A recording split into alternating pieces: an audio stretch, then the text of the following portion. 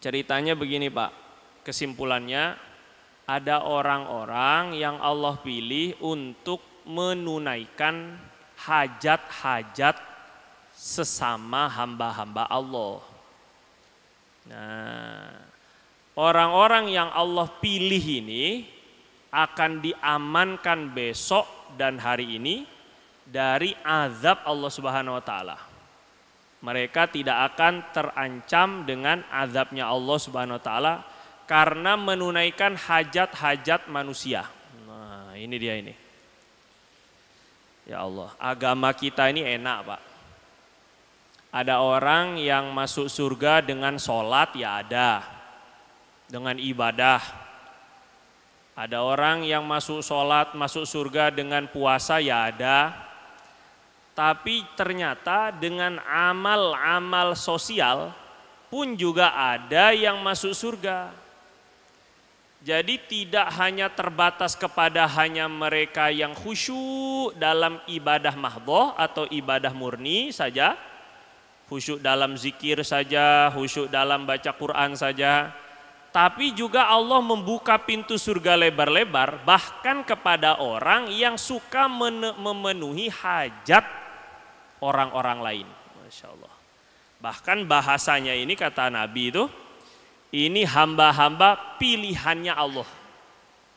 Kata Nabi, tuba liman ja'alahullah miftahan lil khair.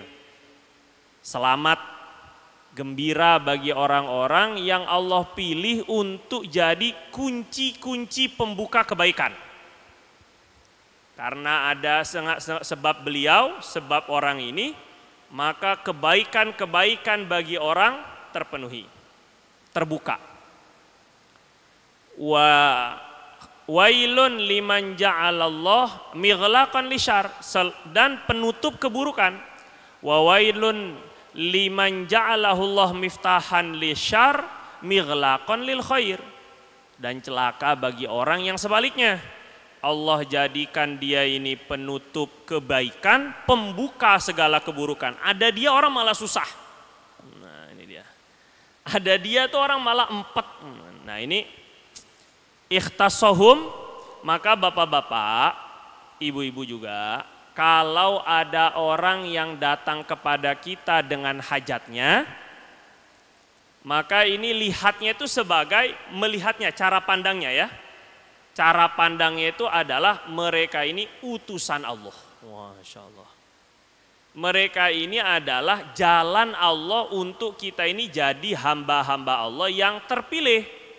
Biar aman dari azabnya Allah. Ada Imam Ali Zainal Abidin, cucu cicitnya Rasulullah SAW. Itu kalau ada pengemis datang ke rumah, bilangnya selamat datang. Orang yang akan membawa harta saya ke akhirat tanpa pakai ongkir. Masya Allah. Kita ini kalau kurir itu semakin jauh perjalanan, semakin mahal Pak ongkirnya, ongkos kirimnya. Tapi perjalanan ke akhirat jauhnya kayak apa? Justru gratis dibawakan oleh para pengemis-pengemis itu. Masya Allah ini ya. Jadi orang yang datang kepada beliau itu dianggap sebagai justru lebih berjasa dibandingkan beliau yang ngasih. Nah ini salah satu adab. Adab dalam memberi hajat orang lain adalah merasa orang yang diberi lebih berjasa daripada kita yang memberi.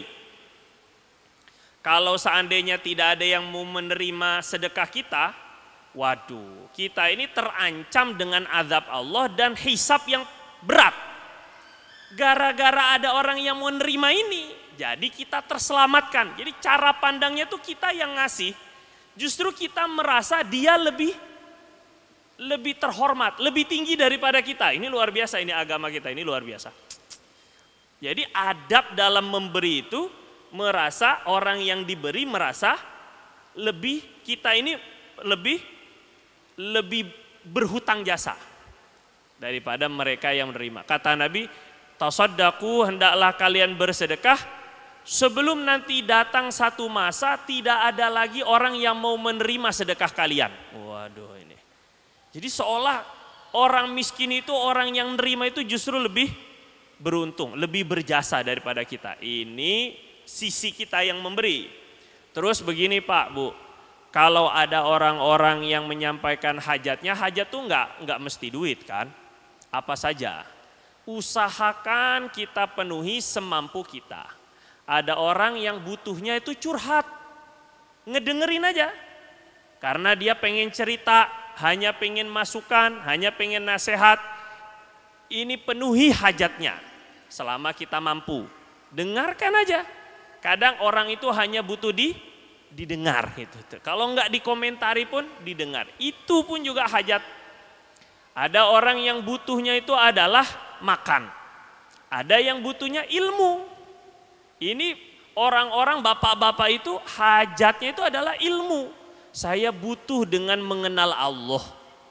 Maka para ulama-ulama itu orang-orang yang dihajati oleh orang-orang banyak. Bahkan dihajatkan oleh dunia dengan seisi-isinya.